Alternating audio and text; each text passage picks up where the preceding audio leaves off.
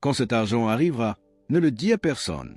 Lorsque la bénédiction apparaît enfin, quand la porte verrouillée depuis des années s'ouvre soudainement, lorsque les opportunités pour lesquelles tu as prié commencent enfin à affluer, ne te précipite pas pour l'annoncer. Car certaines choses que Dieu te donne sont faites pour être protégées dans le silence et non exposées dans le bruit. Tu vois, toutes les bénédictions ne sont pas destinées aux conversations publiques. Certaines bénédictions sont sacrées. Certaines percées sont si divines, si stratégiques, qu'un seul mot imprudent peut inviter l'opposition de ceux qui n'ont jamais été censés voir ce que Dieu accomplit en toi. Quand cet argent arrivera, quand l'abondance pour laquelle tu as semé commencera enfin à se manifester, tu dois apprendre à marcher discrètement, car le silence n'est pas du secret. Le silence est une protection. Le silence est une maturité. Le silence est une sagesse. Dieu bénit ceux qui savent qu'en parler et qu'en rester immobiles. Le problème de beaucoup de gens, c'est qu'ils détruisent leur propre miracle en parlant trop tôt. Ils annoncent une graine avant qu'elle ne devienne un arbre. Ils exposent leurs promesses avant qu'elles ne prennent racine. Et lorsque les mauvais yeux la voient, l'envie commence à s'installer. Des paroles de jalousie commencent à circuler. Une énergie négative commence à se former autour de ce que Dieu faisait en privé. Quand Dieu te donne une percée financière, ce n'est pas un appel à se vanter.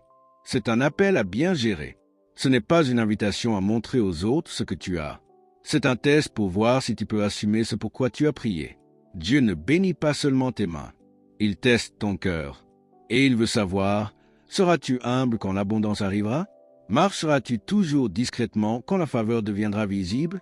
Parce que beaucoup de gens peuvent supporter la pauvreté, mais peu peuvent supporter la prospérité. Beaucoup sont fidèles quand ils n'ont rien, mais ils perdent l'équilibre quand la richesse arrive.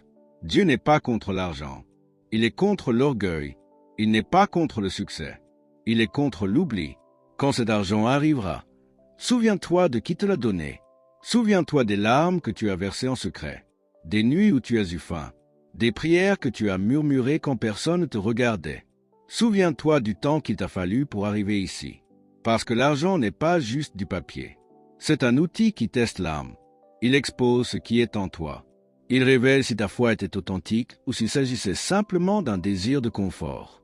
Quand cet argent arrivera, ne le dis à personne, car certaines bénédictions doivent être gardées jusqu'à ce qu'elle ait pleinement grandi. Quand Dieu commence à t'élever, quand les portes de l'accroissement financier commencent à s'ouvrir, tu dois avancer en silence, comme un jardinier s'occupant d'un champ sacré. Tu ne cries pas à chaque fois qu'une graine germe. Tu la nourris discrètement jusqu'à ce qu'elle devienne assez forte pour affronter le vent. Il y a des saisons où le silence n'est pas une faiblesse.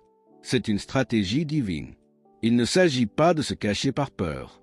Il s'agit de protéger ce que Dieu